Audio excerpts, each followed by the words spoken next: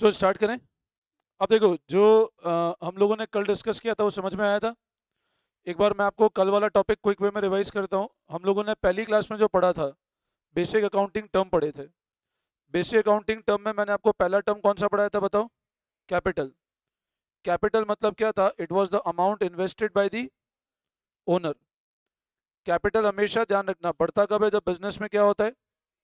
घटता कब है? जब बिजनेस में क्या होता है? लॉस। सेकेंड टर्म मैंने आपको बताया था दैट वाज ड्रॉइंग्स। ड्राइंग मतलब अमाउंट विड्रॉन बाय ओनर, कौन से यूज के लिए? और ड्राइंग बताओ कैपिटल को बढ़ाएगा कम करेगा? कम करेगा। अच्छा, कैपिटल हो गया, ड्राइंग्स हो गया। तीसरा वर्ड मैंने आपको बताया था दैट वाज असेट। असेट मतलब कोई भी चीज जिसमें क्या है और वैल्यू किसमें मेजर कर सकते हैं, वो क्या होता है? असेट। असेट कितने तरह का होता है? दो। एक तो कौन सा? नॉन करंट और करंट। नॉन करंट मतलब और करंट मतलब वो सारे एसेट जिनका लाइफ 1 साल से प्लस है वो सब कौन से हैं, और जिनका 1 साल से कम है वो सब कौन से हैं? नॉन करंट वापस कितने तरह के होते हैं? दो। टेंजिबल और जिसको देख सकते हैं, छू सकते हैं, फील कर सकते हैं वो सब। जिसको नहीं देख सकते वो सब। कॉपीराइट, गुडविल, पेटेंट, ट्रेडमार्क किसका एग्जाम्पल है? इंटेंजिबल। बोलो यहाँ तक कोई डाउट? आगे बढ़ सकते हैं? चलो अब लिखेंगे नेक्स्ट हेडिंग। लाइबिलिटी। अच्छा, लाइबिलिटी बताया था। लाइबिलिटी मतलब जिम्मेदारी। लाइबिलिटी मतलब बिजनेस का ऑब्लिगेशन। लाइबिलिटी कितने तरह की होती है? एक तो नॉन करंट और एक नॉन करंट मतलब इसका पेमेंट 1 साल के और विद इन 1 ईयर करना है वो सब करंट। फिर क्रेडिटर, डेटर मतलब जिससे पैसा लेना है। क्रेडिटर मतलब पैसा, डेटर अपना असेट या लाइबिलिटी, क्रेडिटर अपनी लाइबिलिटी। यहां तक समझ आया? गुड्स बताया था लास्ट क्लास में वर्ड। गुड्स मतलब, गुड्स वर्ड का मतलब क्या होता है? बोलो, गुड्स का मतलब क्या होता है? जिसमें बिजनेस प्राइमरीली फर्नीचर का शोरूम है, फर्नीचर क्या है? गुड्स। टीवी के शोरूम में टीवी क्या है? गुड्स। यहां तक कोई दिक्कत? ठीक है, अब बढ़ते हैं आगे हम लोग। नाउ अब आज अकाउंट्स की क्लास नंबर 3 है ना। लगाओ हेडिंग लगाओ, fundamental accounting assumption. Fundamental accounting assumption. अब बच्चों है ना, मेरे को इस टॉपिक को पढ़ने के पहले सबसे पहले सब लोग एक पॉइंट बताएंगे। What do you mean by word assumption? सबसे पहले अजम्पशन जो वर्ड है ना वो बना है from the word assume. Fundamental accounting assumption. Assumption word किससे बना हुआ है? Assume. Now what do you mean by word assume? बताओ, अज्यूम वर्ड का मतलब क्या होता है? मान लेना। अज्यूम मतलब मान लेना। मेरे को एक बात बताओ, संडे इज अ हॉलीडे, ये अपना अजम्पशन है या नहीं है? है। अगर मान लो मेरी क्लास सैटरडे को ही और मैंने अनाउंसमेंट नहीं करा कि कल छुट्टी है, आज मान लो आज का दिन सैटरडे और बोला नहीं कल छुट्टी है, तो भी तुम्हारा अजम्पशन क्या रहेगा? संडे क्या है? छुट्टी। भाई आपका अजम्पशन क्या रहेगा? संडे क्या है? यस और नो? अच्छा, अगर संडे छुट्टी नहीं होगी, अगर संडे छुट्टी नहीं होगी तो मैं क्या करना पड़ेगा? बताना पड़ेगा भैया संडे छुट्टी नहीं है।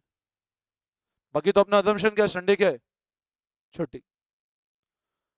अगर संडे छुट्टी नहीं है तो मेरे को बोलना पड़ेगा संडे छुट्टी नहीं है, वरना आपने अज्यूम कर लिया कि संडे इज अ हॉलीडे।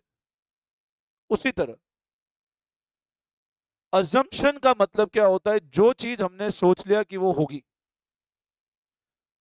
अगर मान लो संडे छुट्टी नहीं होगी तो मेरे को बताना पड़ेगा, वरना बाय डिफॉल्ट, बाय डिफॉल्ट मतलब माना जाएगा कि संडे छुट्टी है, उसके लिए बताना नहीं पड़ेगा मेरे को। मेरी क्लास हर रोज सुबह 8:30 होती है। मेरी क्लास हर रोज सुबह कब होगी? तो क्या मेरे को तुमको ये बताना पड़ेगा या अजम्पशन है सर 8:30 क्लास होगी? अजम्पशन। रोज क्लास पता है सर 8:30 होती है, एक बार बता दिया, 2 बार रोज थोड़ा बताऊंगा 8:30 होती है। तुमको पता है कि क्लास कितनी बजे होगी? 8:30। अच्छा मेरे को एक बात बताओ, अगर कभी क्लास 8:30 नहीं होगी तो बताना पड़ेगा, वरना तो अजम्पशन है क्लास कब होगी, 8:30 होगी से।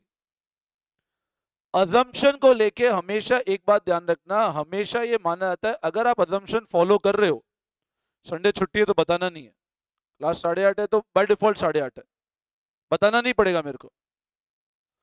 उसी तरह फंडामेंटल अकाउंटिंग अजम्पशन, अभी जैसे आप समझो पूरे वर्ल्ड में जो भी कंपनियां अकाउंटिंग करती है, आज मेरे को एक बात बताओ, अपन अकाउंट्स इंडिया में पढ़ते हैं, क्या यूएस के अंदर अकाउंटिंग की जरूरत नहीं पड़ती होगी क्या?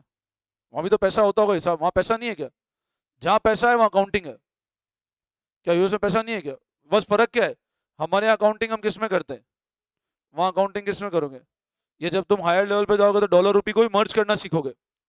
आज मान लो स्टेट बैंक ऑफ इंडिया है, अब स्टेट बैंक ऑफ इंडिया की ब्रांच दुबई के अंदर भी है, पता है? एसबीआई की ब्रांच दुबई में भी है। ऐसे कितने मल्टीनेशनल बैंक्स हैं, आज आईसीआईसीआई बैंक है, इसकी ब्रांच बहरीन में भी है, इसकी ब्रांच अरब कंट्रीज में भी है। लेकिन अरब कंट्री में बोलो क्या रुपी के नाम से ट्रांजेक्शन होता होगा, उनकी करेंसी में होता होगा? तो साल के एंड पे इनको अपने रिजल्ट्स मर्ज तो करने पड़ेंगे ना, तो करेंसी को कन्वर्ट करना सीखना पड़ता है अपने को, ये अपन हायर लेवल सीखेंगे जाकर के। लेकिन आप एक बात बताओ, जब भी ये कंपनी अपने हिसाब किताब पब्लिक के सामने प्रेजेंट करते होंगे, तो जिसको अकाउंट समझ में आती है, जिसको अकाउंट्स बिल्कुल ढंग से समझ में आती है, वो ये मानेगा कि इस कंपनी ने फंडामेंटल अकाउंटिंग अजम्पशन को फॉलो किया है। और कंपनी कभी बोलेगी नहीं कि हमने अजम्पशन फॉलो किया है। भाई आज मैं बोलूंगा तो ना संडे छुट्टी है, वो तो अजम्पशन है, संडे क्या है अपनी। तो अगर कंपनी फंडामेंटल अकाउंटिंग अजम्पशन को फॉलो कर रही है तो कंपनी को बताएगी नहीं कि यार फंडामेंटल अकाउंटिंग अजम्पशन हमने फॉलो किया। जैसे आज एक एग्जांपल समझो, मैं तुमको इसको और थोड़ा ब्रीफ में बताता हूं। तुम लोगों ने एक वर्ड सुना है सेबी? किसने सुना है वर्ड सेबी? कभी नहीं सुना? चलो आज तुमको मैं सेबी दिखाता हूँ। सेबी क्या है? सेबी तुम देख के ताजुब करोगे, सर सेबी क्या चीज है। मैं लिखा सेबी, इसकी वेबसाइट खोली मैंने सेबी की, security and exchange board of India, security and exchange board of India. अब ये जो सेबी होता है ना, ये सेबी हमारे भारत सरकार की ऑर्गेनाइजेशन है। हिंदुस्तान में जितनी भी इक्विटी मार्केट होता है, जो निफ्टी सुनते हो, जो तुम सेंसेक्स सुनते हो, जो शेयर मार्केट सुनते हो, जो स्टॉक मार्केट सुनते हो, उन सब के ऊपर उनको कंट्रोल करने वाली बॉडी कौन है? Security exchange board of India, security exchange board of India. Hindustan में दो नेशनल लेवल के एक्सचेंज है, हिंदुस्तान में दो नेशनल लेवल के एक्सचेंज है।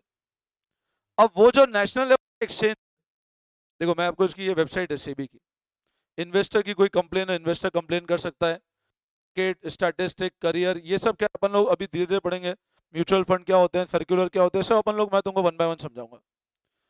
लेकिन होता क्या है, अभी मैंने क्या बोला, सेबी का मतलब हुआ security exchange board of India. Hindustan में दो नेशनल लेवल के एक्सचेंज है जहां पे मेन शेयर मार्केट का काम चलता है। वो दो नेशनल लेवल के एक्सचेंज में एक तो एक्सचेंज है और एक एक्सचेंज है, ये नेशनल लेवल पे काम करते हैं। इसका फुल फॉर्म है नेशनल, और इसका फुल फॉर्म है पता है, बॉम्बे स्टॉक। चलो ये भी नहीं, तुमने एक वर्ड सुना है दलाल स्ट्रीट? बॉम्बे में है दलाल स्ट्रीट, किसने सुना है ये वर्ड? देखा नहीं देखा? नहीं देखा दलाल स्ट्रीट? मूवी में बताया था, बिल्कुल हर्षद मेहता की अगर मूवी देखोगे तो वहां तुमको मिल जाएगा। दिखाता हूं मैं तुमको, दलाल स्ट्रीट बॉम्बे में बकायदा एरिया है, दलाल स्ट्रीट, ये दलाल स्ट्रीट। और ये जो बिल्डिंग देख रहे हो ना इसके पीछे, ये बॉम्बे स्टॉक एक्सचेंज की बिल्डिंग है। ये जो बिल्डिंग देख रहे हो ना बड़ी सी ये बिल्डिंग, ये बॉम्बे स्टॉक एक्सचेंज की बिल्डिंग है। ये जो बिल्डिंग है ना, ये बॉम्बे स्टॉक एक्सचेंज है। और बॉम्बे स्टॉक एक्सचेंज के बिल्कुल आगे एक फोटो लग रहा है। मैं बीएससी का फ्रंट गेट बताता हूं तुमको। बीएससी फ्रंट गेट, ये बीएससी के फ्रंट गेट है। तो किसका फोटो दिख रहा है आगे आगे? बुल। हर्षद मेहता को कहते थे बिग बुल। हर्षद मेहता को क्या कहते हैं? Big bull. बुल का मतलब क्या होता है? सांड। बुल का मतलब होता है सांड, जो बहुत एग्रेसिव होता है। ये बॉम्बे स्टॉक एक्सचेंज के बाहर बिल्कुल स्टेचू लगा हुआ है, बिग बुल, बकायदा से BSc big bull. Big bull मतलब जो बहुत एग्रेसिव है। अब क्या होता है, जो भी कंपनियां मार्केट में ट्रेड करती है, इस एक्सचेंज पे जो ट्रेड करती है, जैसे अभी मान लो मैं तुमको दलाल स्ट्रीट का एग्जांपल बताया, मैंने यहां लिखा दलाल स्ट्रीट। अब तुम इस दलाल स्ट्रीट पे एक चीज देखो, मैं आपको बताता हूं, एक चीज देखना ध्यान से। आपको यहां पर एक चीज दिख रही है, ये वाली, ये डॉक्टर रेड्डी, गेल, एचडीएफसी, ये ऐसे पूरी इलेक्ट्रिक इमेज चलती है। ये सब कंपनियों की शेयर की रेट्स है। ये सब कंपनियों क्या है? ये देखो, स्टॉक ऑन बीएससी, ये सब कंपनियों की शेयर की रेट है। ये सब लोग यहाँ नीचे खड़े होकर देखते हैं। ये सब ब्रोकर है, ये सब दलाल है। अब ये जो कंपनी है ना, ये कंपनी रेगुलेट होती है bye security exchange board of India. Exchange के ऊपर कौन है? मतलब आप एक चीज समझो, देखो आज मेरे को एक बात बताओ, अगर कानून नहीं हो तो क्या तुमको कोई डर रहेगा क्या? नहीं। इन कंपनीज को एक डर है। एक्सचेंज पे आज मान लो मैंने कोई कंपनी में पैसा लगाया, आज अज्यूम करो मैंने रिलायंस इंडस्ट्री में पैसा लगाया और कल वो कंपनी डूब गई, तो मेरा पैसा डूब जाएगा। तो मैं क्या करता हूं, रिलायंस इंडस्ट्री का चेक करता हूं कि यार ये कंपनी सही है कि नहीं। तो रिलायंस इंडस्ट्री जो अपना हिसाब किताब प्रेजेंट करेगी, अब वो तो उसका इंटरनल हिसाब किताब है भाई, उनने हिसाब किताब प्रेजेंट किया। आज जैसे मान लो मैंने तुमको मेरा हिसाब किताब बताया कि देखो मैं इतना कमाता हूं, इतना खर्चा है, ये सब है, तो आप क्या चेक करोगे? हाँ सर की बैलेंस शीट चेक कर लो, ये सर ने सही बताया होगा। लेकिन क्या पता मान लो मेरी सेल 10 बच्चों की है और बोलूं मेरे पास 1000 बच्चे हैं, तो तुम आके चेक करोगे क्या? कैसे चेक करोगे? मैं तो बता दिया 1000 बच्चे।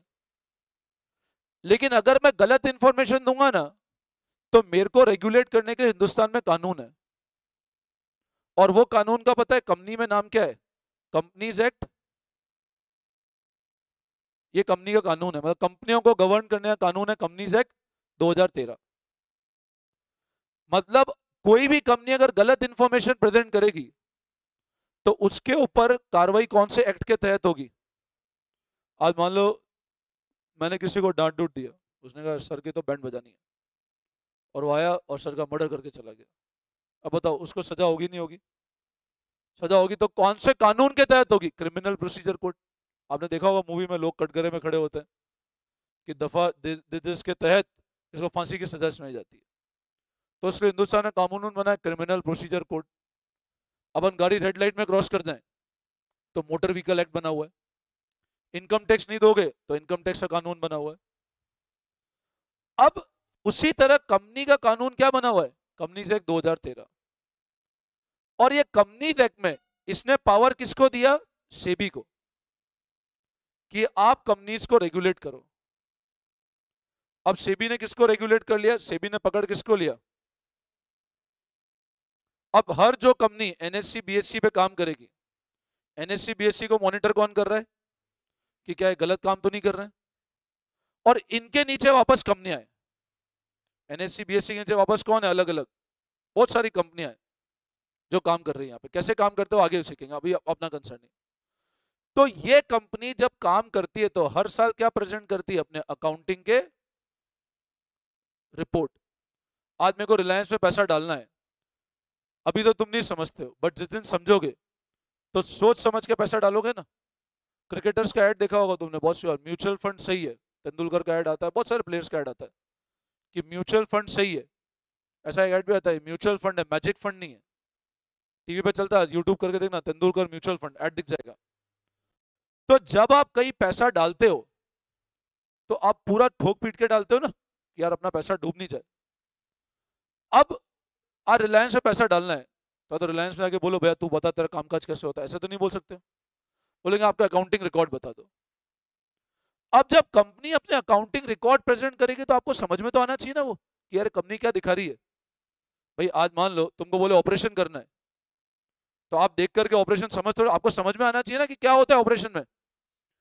उसी तरह ध्यान रखना, फंडामेंटल अकाउंटिंग असम्पशन क्या बोलते हैं, आप रिलायंस का अकाउंटिंग रिकॉर्ड देख रहे हो कि रिलायंस पिछले सालों में कैसा काम किया, अब कैसा करा, आगे कैसा करने वाली है, तो आप ये मानोगे कि रिलायंस ने फंडामेंटल अकाउंटिंग असम्पशन फॉलो किया है।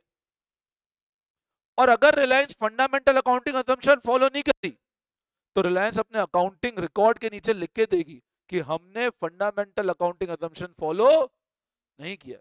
अगर कंपनी ने कुछ नहीं लिखा, मैंने कुछ नहीं बोला, मतलब संडे छुट्टी है।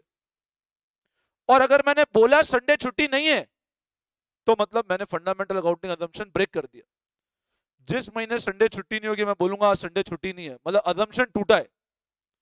तो जब असम्पशन फॉलो नहीं होता तो बताना पड़ता है कि हमने असम्पशन फॉलो नहीं किया।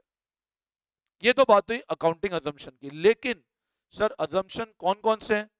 संडे छुट्टी एक असम्पशन है, सुबह 8:30 आना असम्पशन है, दिवाली के दिन छुट्टी असम्पशन है। अब अकाउंट्स के अंदर असम्पशन कितने होते हैं, हमेशा ध्यान रखना, अकाउंट्स के अंदर असम्पशन कितने हैं? 3। कितने असम्पशन है? 3। और हम क्या मानते हैं, पूरे वर्ल्ड में जितनी भी कंपनियां हैं वो सब ये फंडामेंटल अकाउंटिंग असम्पशन फॉलो कर रही है। और अगर उसने फंडामेंटल अकाउंटिंग फॉलो नहीं किया तो कंपनी लिख करके बताएगी हमने असम्पशन फॉलो नहीं किया है। बोलो यहां तक कोई दिक्कत, एनी डाउट? अब पहले हम लिखते हैं फंडामेंटल अकाउंटिंग असम्पशन, फिर तीनों असम्पशन समझाता हूं। तो लिखो आप, लिखो the assumption means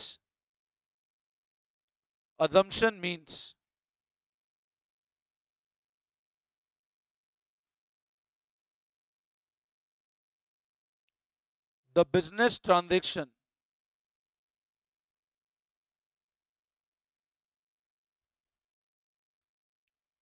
presumed to be true। जो प्रिज्यूम कर लेते हैं क्या होंगे? सच होंगे। assumption का मतलब वो बिजनेस ट्रांजैक्शन जो क्या मान लेंगे? सच होंगे।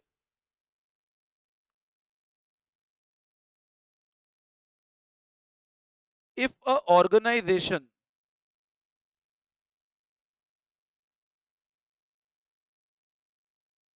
follows fundamental accounting assumption, then no disclosure is required। कोई डिस्क्लोजर की जरूरत नहीं है। अगर organisation fundamental accounting assumption follow कर रही है तो कोई डिस्क्लोजर नहीं जरूरत है। ये तो समझ आता है ना भाई, फॉलो कर रहे हो तो जरूरत ही नहीं डिस्क्लोज करने की। But if fundamental accounting assumption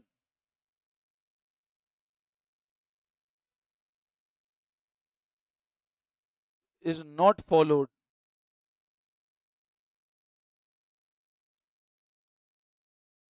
disclosure is needed।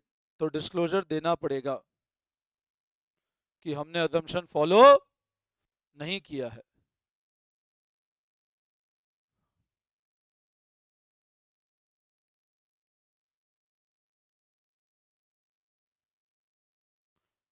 अगर फॉलो कर रहे हो तो कोई डिस्क्लोजर नहीं, फॉलो नहीं कर रहे हो तो आपको डिस्क्लोज करना पड़ेगा हमने फॉलो नहीं किया। यहां तक नोटिंग कर लिया सबने? अब लिखो आप, मेन assumptions are। अब कौन कौन से assumption है? तो लिखो फर्स्ट, पहले assumption का नाम है गोइंग कंसर्न। पहले assumption का क्या नाम है? Going concern. Now what is meaning of word going concern? समझना मेरी बात ध्यान से। मेरे को आप एक बात बताओ, क्या तुमको ये चीज पता है, सुनना सब लोग, अब गोइंग कंसर्न क्या है, क्या आप में से कितने लोग कॉन्फिडेंट हैं, 200% कॉन्फिडेंट हैं कि कल हम जिंदा रहेंगे? कितने लोग कॉन्फिडेंट है कि कल हम जिंदा रहेंगे? बोलो। 200%? हाँ, 200%। मतलब आपको फ्यूचर पता है क्या होने वाला है कल? अभी एगो सिंगर की डेथ हुई ना, के करके, को अभी डेथ हुई 2 दिन पहले। वो गाने आए थे, हम रहे ना रहे कल, वो अच्छे थे, वो एक गाना था, वो तड़प तड़प इस दिल से, वो सब उसने गाया था। और उसकी डेथ कैसे हुई तुमने देखी? मिस्ट्री। हाँ, हार्ट अटैक। गाना गाया था, सिंगर था, स्टेज पे लाइव कंसर्ट करा था, 15 मिनट तबियत खराब हुई, डेथ हो गई। लाइव 20 गाने गाए उसने, उसकी न्यूज देखोगे 20 गाने गाए ना, गाना बिल्कुल मस्ती का गाना गा रहा था वो, और 15 मिनट के अंदर पसीना हुआ, तबियत खराब हुई, अस्पताल गए, डेथ हो गई। और उसको क्या पता बेचारा कि वो 20 गाने गा रहा था, ना 15 मिनट भगवान बुला लेगा। किसको क्या पता जिंदगी का? कुछ नहीं पता। लेकिन फिर भी हम क्या मानते हुए जीते हैं कि हमारी लाइफ क्या है? इनफाइनाइट है। भाई जिंदगी तो ये मान के जीनी पड़ेगी, ये मान के जिए कि कल तो मरने वाले हैं, तो फिर कुछ कर ही नहीं पाओगे। भाई इंसान जीता क्या मान के कि मेरी लाइफ क्या है? इनफाइनाइट। जीवन आज चालू हुआ, चलता रहेगा, चलता रहेगा, चलता रहेगा, कभी खत्म नहीं होगा। यही मानते हो जिंदगी जीते हो? मैं दूंगा एग्जांपल, होता हूँ KFC। सुना है ब्रांड? KFC देखा ही नहीं देखा? KFC बहुत बड़ा ब्रांड है, मतलब नॉन वेजिटेरियन तो बहुत अच्छा है KFC। मैकडी जैसा ही है KFC। अब KFC का अगर तुम कभी हिस्ट्री पढ़ो, तो उस बंदे ने अपना बिजनेस, साइंस के एवरेज ह्यूमन बीइंग की लाइफ कितनी है? साइंस क्या बोलती है, एवरेज ह्यूमन बीइंग की लाइफ कितनी है? 60 साल। 60 साल जिएगा आदमी। अब मतलब जो आदमी 60 साल का होगा उसको तो मर जाना चाहिए, बेचारा, उसकी जिंदगी चल रही है, तुम बोलो भाई तेरे को जीने का हक नहीं, तेरे साइंस से लाइफ खत्म है, तो वो ये मानते हो जीता कि मेरी जिंदगी इनफाइनाइट है। KFC जब बंदे ने बिजनेस किया था, तो जिस बंदे ने KFC स्टार्ट किया था ना, started this brand at the age of 76। जो आप देखते हो ना KFC में ऊपर एक छोटा सा मुंह निकला रहता है एक आदमी का, जो लोगो है KFC का, उस बंदे ने बिजनेस स्टार्ट किया था 76 ईयर की एज में। अब देखा जाए तो वो तो अपनी जिंदगी से और 16 साल ज्यादा जी गया।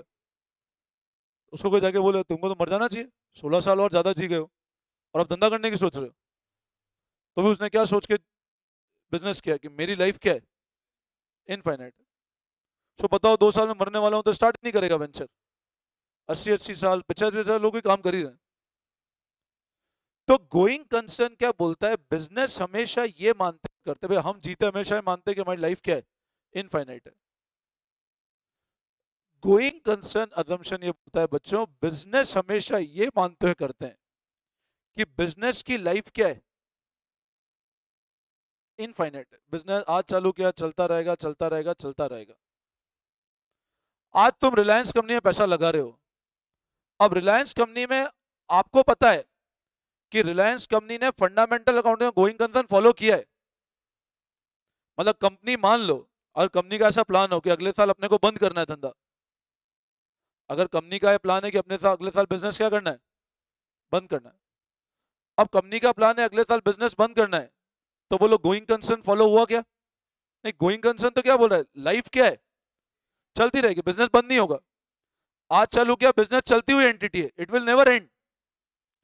लेकिन बच्चों मान लो कंपनी का प्लान है कि अगले साल बिजनेस के ऑपरेशन को क्या कर देना है, अपने को वाइंड अप कर देना है, तो कंपनी को लिख के बताना पड़ेगा कि हम गोइंग कंसर्न अजम्पशन फॉलो नहीं कर रहे हैं और हमारा प्लान है कि हम बिजनेस बंद करने वाले हैं। वरना तो आदमी क्या सोचेगा, बिजनेस गोइंग कंसर्न है, पैसा डालो, वो अगले साल भी चलेगी। अब सोचो तुमने पैसा डाल दिया, तो आपने क्या अज्यूम किया, कंपनी का अजम्पशन क्या है? आज मान लो तुमने मेरे यहाँ कोचिंग करी, तो तुम्हारा अजम्पशन क्या है? इंस्टीट्यूट गोइंग कंसर्न है, चलता रहेगा। अब ये मैं तुमको बताया थोड़ा ना हम अगले साल चलेंगे, लेकिन ये तो अजम्पशन है कि इंस्टीट्यूट क्या है, आज से 4 साल पहले भी बैच आया था, अभी आया, आज से 4 साल बाद भी आएगा। क्या पता मैं रहूं नहीं रहूं, ये भी कोई गारंटी है क्या? मैंने कमिटमेंट कर दिया 2 साल तक सीए करेंगे, वो करेंगे, क्या पता कुछ भरोसा है क्या टाइम का? अब या तो आप मेरे को कुछ हो जाए, तो नहीं सर आपको उठना पड़ेगा, हमको पढ़ा के जाना पड़ेगा, पॉसिबल ही नहीं ना। गोइंग कंसर्न अजम्पशन ये बोलता है कि बिजनेस हमेशा ये मानते हुए करते हैं, अकाउंटिंग हमेशा ये मानते हुए करते हैं कि बिजनेस की लाइफ क्या है, इनफाइनाइट है। और अगर आपको लग रहा है हमको अगले साल बंद करना है, तो लिख करके बताओ अपने अकाउंटिंग, जब पब्लिक को आप हिसाब किताब दो तो वहां लिखो नीचे कि हम गोइंग कंसर्न फॉलो नहीं कर रहे हैं, तो लोगों को पता लग जाए अगले साल बंद होने वाली है, तो पैसा नहीं डालना है। बट कुछ नहीं लिखा, मतलब माने कंपनी का बिजनेस क्या है, infinite, and it will never never never and in the near future. बोलो वापस समझाऊं?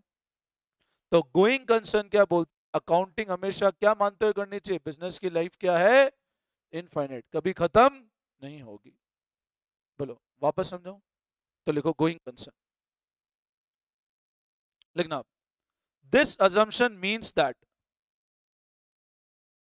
this assumption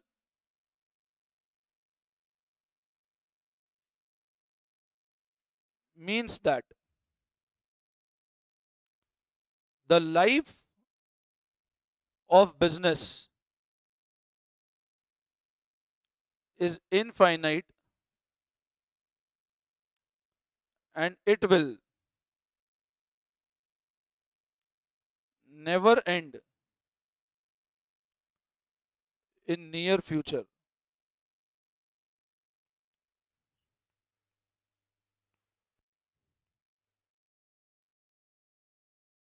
Accounting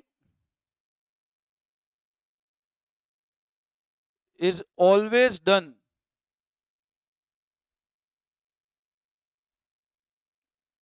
by assuming that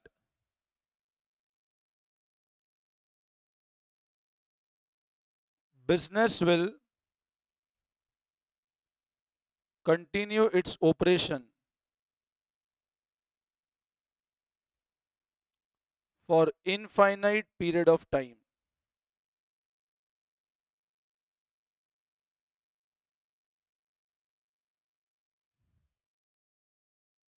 business अपने ऑपरेशन कंटिन्यू करेगा इनफाइनाइट पीरियड ऑफ टाइम। ये कौन सा assumption हुआ बोलो? Going concern. ये कौन सा assumption हुआ? Going concern. बोलो यहां तक कोई दिक्कत?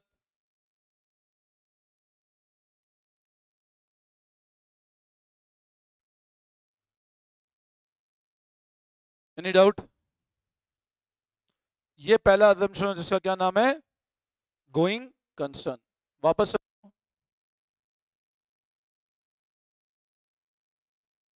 clear? बिल्कुल ठीक है। अब लिखो सेकंड। तो फंडामेंटल अकाउंटिंग assumption है कितने पहले बताओ? 3। पहला कौन सा है? Going concern. सेकंड, अब सेकंड सबसे इंपॉर्टेंट assumption है, सेकंड सबसे इंपॉर्टेंट है और इसको समझने में भी टाइम लगेगा। लिखो अक्रूवल। सेकंड सबसे इंपॉर्टेंट है जिसका नाम है अक्रूवल। अब अक्रूवल समझना मेरी बात ध्यान से सुनो, अक्रूवल क्या होता है मैं आपको ऐसा बताता हूं, एक बार लिख लो इसके अंदर फिर समझा, लिखना। This assumption means that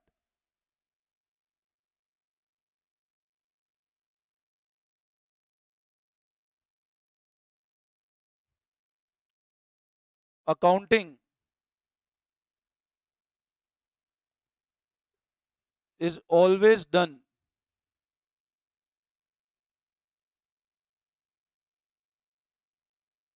on due basis and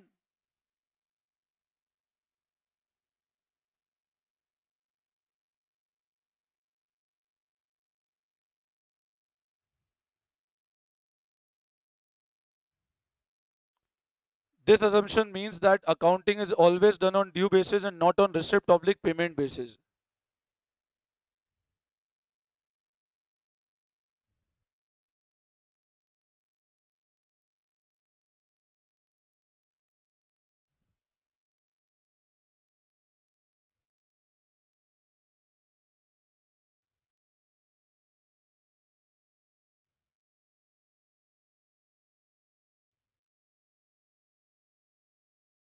अभी मैं समझा रहा हूँ, एक बार नोटिंग कर लो।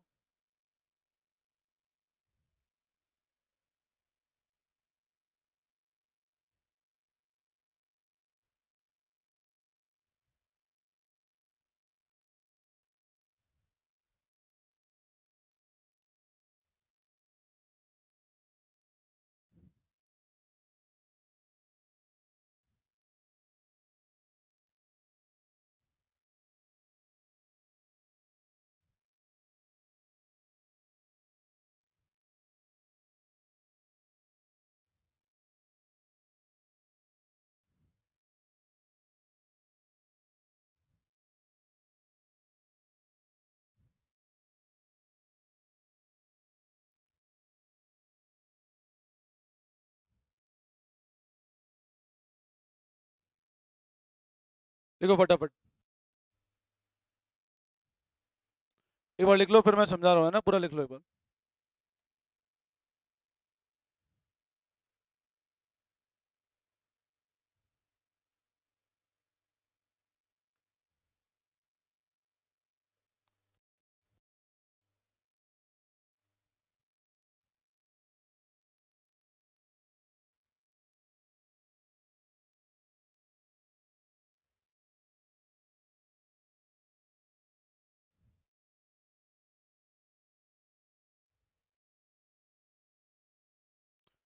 This assumption means that accounting is always done on due basis and not on receipt payment basis.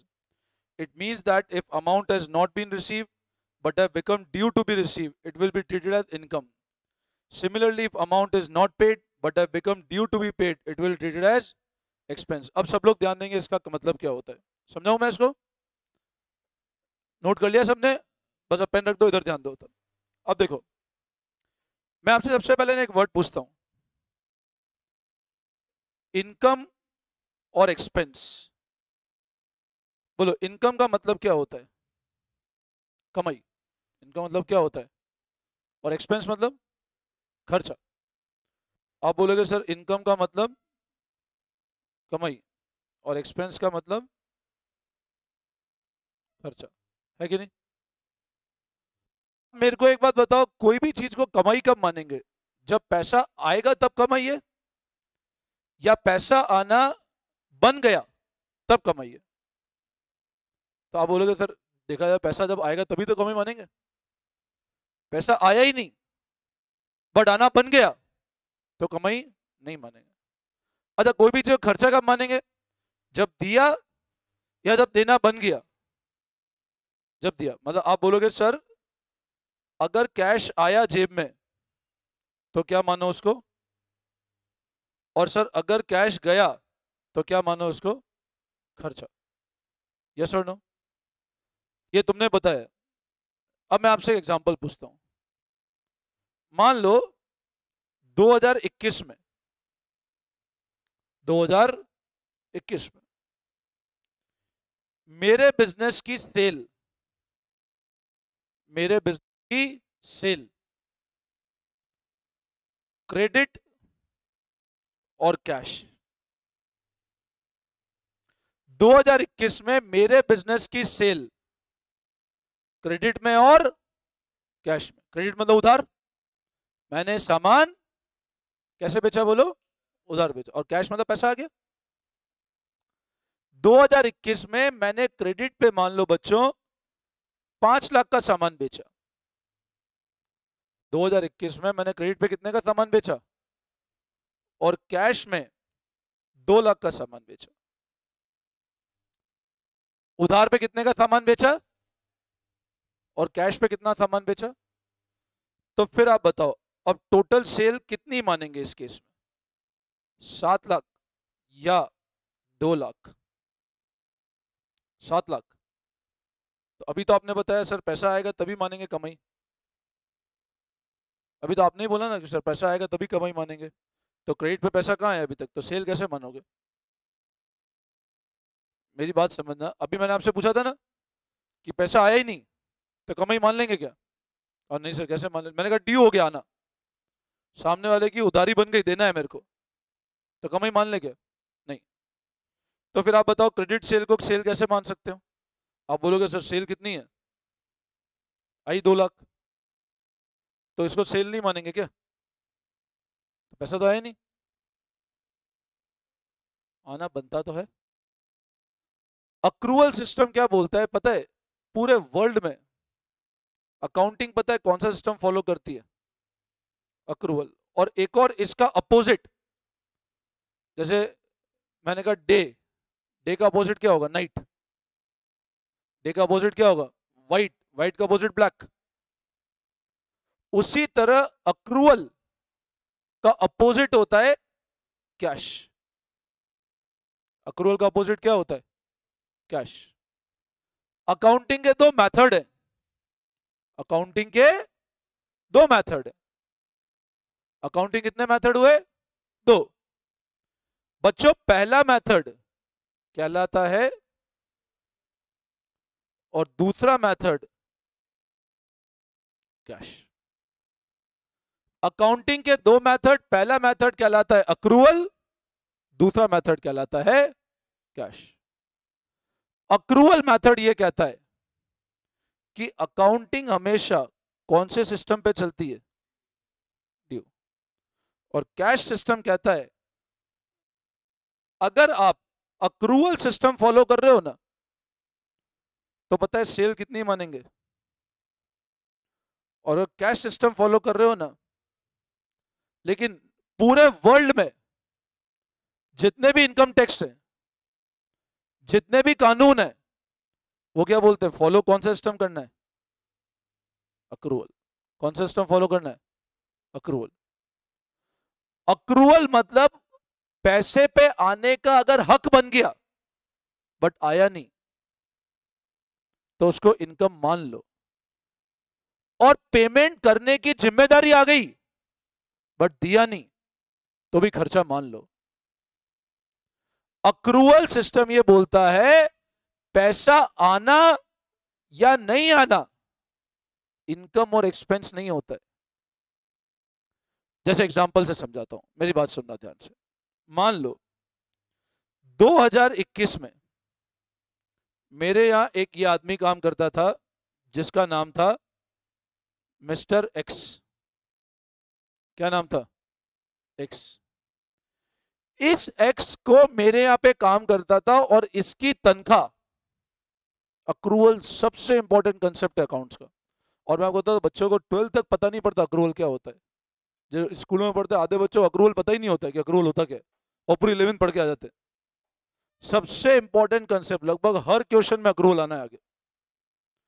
Accrual system ये बोलता है, जैसे मान लो ये था मिस्टर एक्स, 2021 में मेरे यहां काम करता था मिस्टर एक्स।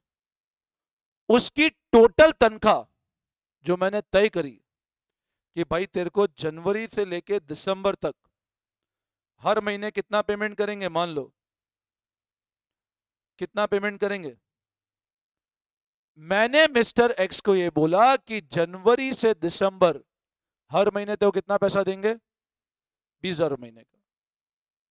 अब 20,000 महीने के हिसाब से बोलो टोटल कितना पैसा बनता है उसका? 2 लाख।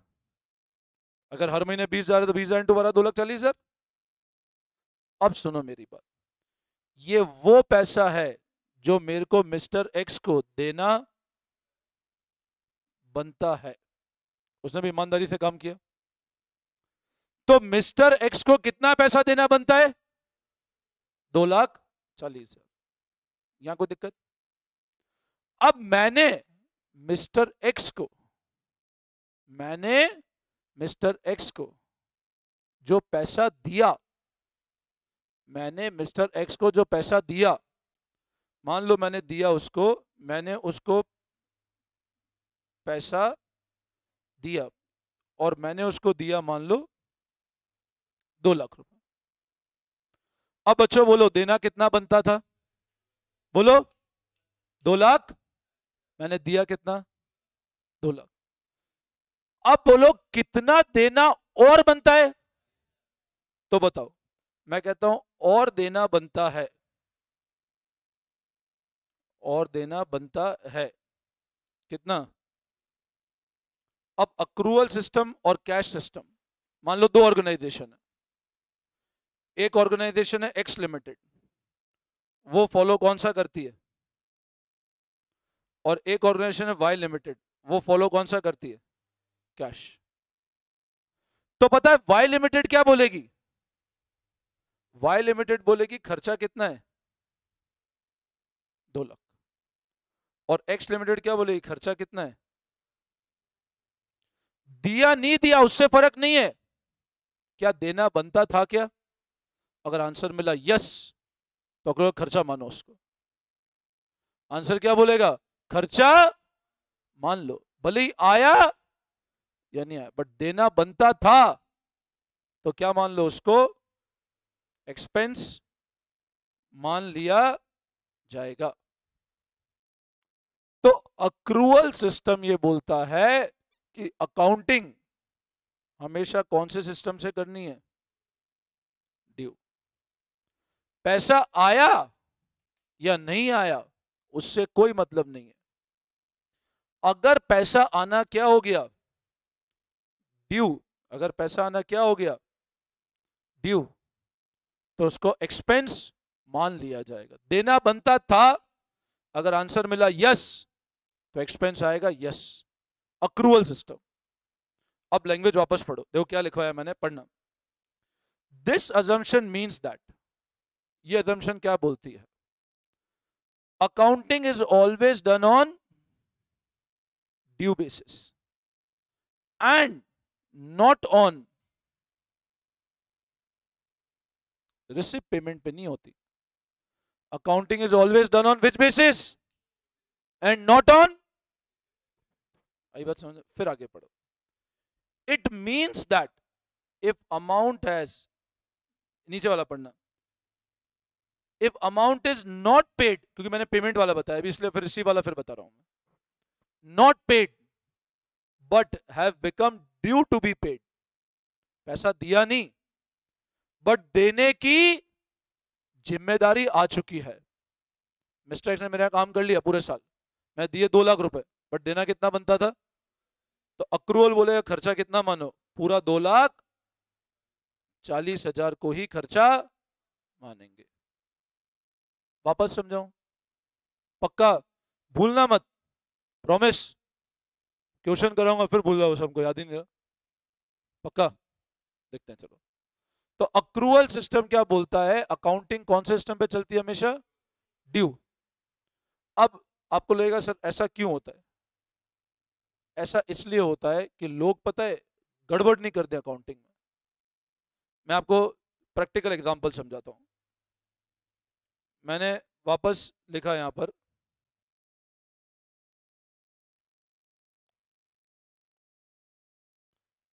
सब चीज पता है अपने हिंदुस्तान कानून के बेसिस पे, मैं कुछ भी ऐसा नहीं बता रहा हूं।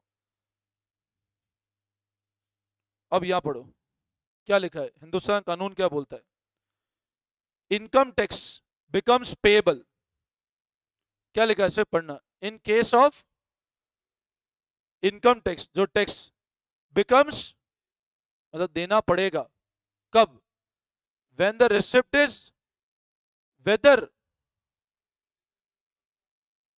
समझे बात को, आया या नहीं आया, मतलब सर हमारे पास पैसा नहीं आया तो भी टैक्स देना पड़ेगा, बिल्कुल, टैक्स बिकम, तुमको मैंने पढ़ा दिया, मैंने मेरे फॉर्म भर दिया और तुम्हारी फीस नहीं आई, तो भी तुम्हारी फीस, मेरे को हक तो बन गया आने का, तो मेरे ऊपर इनकम टैक्स की लायबिलिटी आ जाएगी। लेकिन अब आप क्वेश्चन, सर क्या पता पैसा नहीं आया तो डूब गया, तो डूब गया तो आप वापस अलग से क्लेम करो गवर्नमेंट से, लेकिन एक बार जिम्मेदारी तो आ जाएगी। हिंदुस्तान के अंदर जो हिंदुस्तान का इनकम टैक्स एक्ट है, हिंदुस्तान हो गया पूरे वर्ल्ड का इनकम टैक्स, हर वो क्या फॉलो करता है, अक्रूवल सिस्टम। वो क्या फॉलो करता है, अक्रूवल, वो फॉलो ही करता है कौन सा, अक्रूवल, मतलब आपकी अकाउंटिंग अक्रूवल पे ही करनी पड़ेगी आपको। तो चलो खैर ये अपन आगे बढ़, तो अक्रूवल सिस्टम क्या बोलता है कि पैसा अगर ड्यू हो गया तो खर्चा मानो उसको, दिया या नहीं दिया उससे फर्क नहीं है। अब मेरी एग्जांपल समझो, मिस्टर एक्स मेरे यहाँ काम करता था, कितने रुपए महीना तनख्वाह थी उसकी? 2021 में कितनी तनख्वाह थी? महीने की 20,000 रुपए, मतलब साल की कितनी हो गई? अब मैंने क्या किया, मेरा इस साल प्रॉफिट बहुत जबरदस्त हो गया। इस साल प्रॉफिट हो गया, हर साल प्रॉफिट होता 3-4 लाख का, इस साल प्रॉफिट हुआ 15 लाख का। हर साल प्रॉफिट होता 3 लाख 4 लाख रुपए, और इस साल प्रॉफिट कितना हो गया? अब मैंने कहा इस साल प्रॉफिट 15 लाख हो गया यार, इस साल प्रॉफिट कितना हो गया? 15 लाख। अब मेरे को लगा यार प्रॉफिट ज्यादा हो तो सरकार को टैक्स ज्यादा भरना पड़ेगा। मैंने मिस्टर एक्स को बोला इधर आ, बोले क्या हुआ? मैं देखते तेरे को कितना पैसा देना बनता है? 2021 से कितनी तनख्वाह थी तेरी पूरे साल की? 6,000। तो एक काम कर, इस साल 3.5 लाख रुपए ले। इस साल कितने रुपए ले? या और बड़ा, अपने को दो, हर साल कितना प्रॉफिट होता था अमूमन? 3-4 लाख होता था। दिस ईयर योर प्रॉफिट है शूटन अप टू 15 लाख।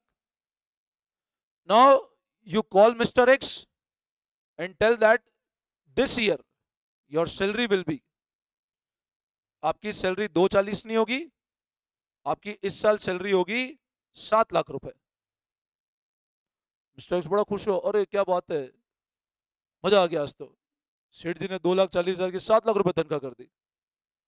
अब मैंने कहा देख खुश मत हो ज्यादा। बोले क्यों? मैंने कहा ये एडवांस है, ये पैसा क्या है, अगले साल एडजस्ट कर लेना। अगले साल काम करेगा 20,000 महीने पे, तो अगले साल पैसा नहीं दूंगा कि मैं एडवांस दे चुका हूं, और उसके भी अगले साल का दे दिया 2 महीने का तेरे को।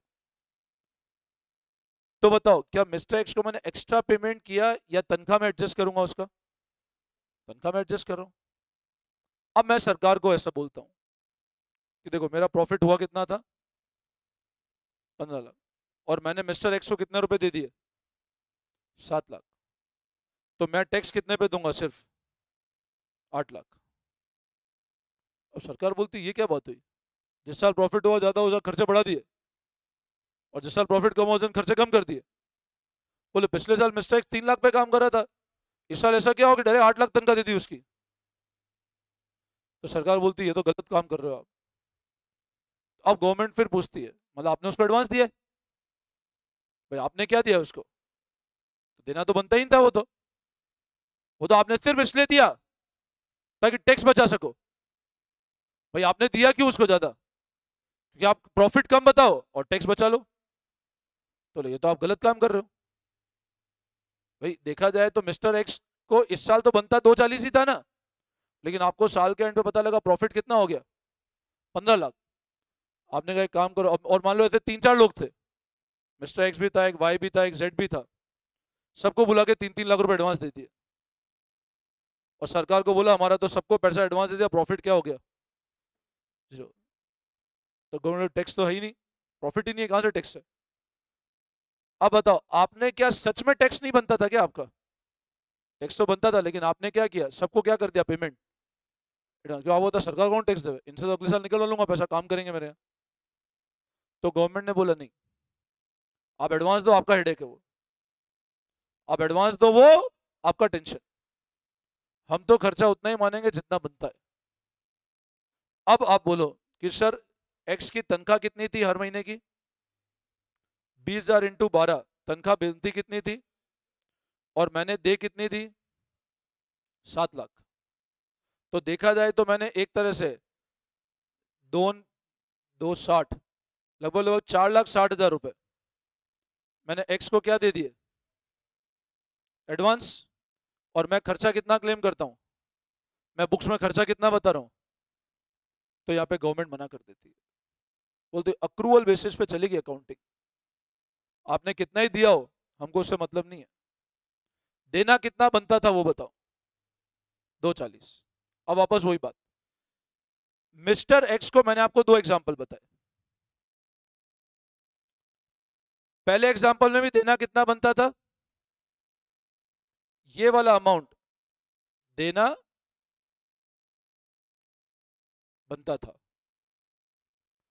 मैंने फर्स्ट एग्जांपल में क्या बताया, हमने एग्जाम दिए कितने? 2 लाख बताया था ना, फर्स्ट एग्जांपल कितने दिए, और सेकंड एग्जांपल में क्या बताया कितने दिए? तो ये वाला अमाउंट मैंने दे दिया। अब अक्रूवल सिस्टम क्या बोलता है, मैं खर्चा उतना ही मानूंगा जितना देना बनता था। अक्रूवल सिस्टम क्या बोलता है, खर्चा उतना ही मानेंगे जितना, अब बोलो आपका देना कितना बनता था। तो जब सरकार को टैक्स बोलेंगे कि हमको टैक्स भरना है, तो सरकार क्या बोलेगी, खर्चा कितना मानेंगे,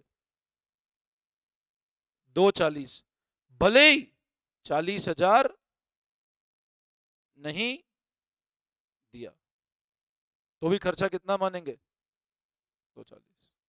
और सेकंड एग्जांपल में खर्चा कितना मानेंगे, अगेन कितना, भले ही 3,60,000 रुपए क्या दे दिए, 4,60,000 क्या दे दिए, तो भी खर्चा कितना मानेंगे। ये होता है अक्रूवल सिस्टम। मतलब अकाउंटिंग चलेगी जितना देना बनता है उस हिसाब से, दे दिया उससे कोई मतलब नहीं। लेकिन अगर अपन सिस्टम कौन सा फॉलो कर रहे होते, जिसका अपोजिट है, अपोजिट का नाम क्या है, अपोजिट का नाम क्या है, तो कैश बोलेगा जितना दिया उतना खर्चा। तो कैश सिस्टम क्या बोलेगा, खर्चा कितना 2 लाख और यहां खर्चा कितना। तो ये वाला सिस्टम अलाउड ही नहीं है, ये गलत सिस्टम है, ये गलत है ना भाई। ऐसे तो हर आदमी फिर अगले साल का एडवांस पेमेंट करता रहेगा, बोले इस साल प्रॉफिट हुआ एडवांस दो, अगले साल वापस ले लो, और इस साल प्रॉफिट नो एडवांस मत दो। तो किसी साल तो 2 लाख टन का, किसी साल 10 लाख, किसी साल 1 लाख, तो पता ही नहीं पड़ेगा। इसलिए गवर्नमेंट क्या बोलती है, अकाउंटिंग हमेशा कौन से सिस्टम पे चलेगी, accrual, that is due basis. बोलो ये फंडामेंटल अकाउंटिंग असम्पशन है। मतलब हर कंपनी की जब अकाउंटिंग देखेंगे तो क्या माने, कंपनी ने कौन सा असम्पशन फॉलो किया है, अक्रूवल। मतलब अकाउंटिंग कंपनी ड्यू पे कर रही है। पैसा आना मतलब इनकम नहीं है, आने का हक बन जाना इनकम है।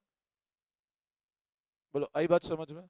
अब ये तो मैंने क्या अक्रूवल अभी एक सिंपल पार्लेंस समझाया, आगे कल वाली क्लास में हम इसके 4 अलग अलग कंसेप्ट पढ़ेंगे। तो कल वाली क्लास में भी अक्रूवल ही चलेगा सिर्फ, और अक्रूवल बड़ा कंसेप्ट है, ठीक है ना। तो बोलो फंडामेंटल अकाउंटिंग असम्पशन कितने हैं, फिर से बोलेंगे, बोलो 3। कौन कौन से, गोइंग कंसर्न, अक्रूवल, अभी 2 पढ़े अपन ने, एक होता है कंसिस्टेंसी, वो कल पढ़ेंगे हम लोग। अक्रूवल मतलब अकाउंटिंग कौन सा सिस्टम फॉलो करती है, पैसा आया या नहीं आया बट उस पर हक बन गया तो कमाई मान लो, पैसा दिया नहीं दिया बट ड्यू हो गया तो खर्चा मान लो, ठीक है। बोलो समझ आया। गोइंग कंसर्न मतलब बिजनेस की लाइफ, इन बिजनेस आज चालू किया चलता रहेगा, चलता रहेगा, कभी खत्म नहीं होगा। बोलो यहां तक कोई दिक्कत, पूरा अच्छे समझ में आया, कोई डाउट नहीं है। अब इसको सिर्फ जाकर के रीडिंग मार के आ जाना, जो मैंने कल पढ़ाया और जो आज पढ़ाया पक्का रीडिंग मार लेना, वरना फिर भूल जाओगे। मैं बहुत स्ट्रिक्ट बोल रहा हूँ, रीडिंग मार के आना, मैं कल पूछूंगा, अगर बिना रीडिंग मार के आया तो फिर तुम देख लेना, पूरा अच्छे से 2 बार रीड करके आना जो पढ़ाया, ठीक है। चलो thank you all of you.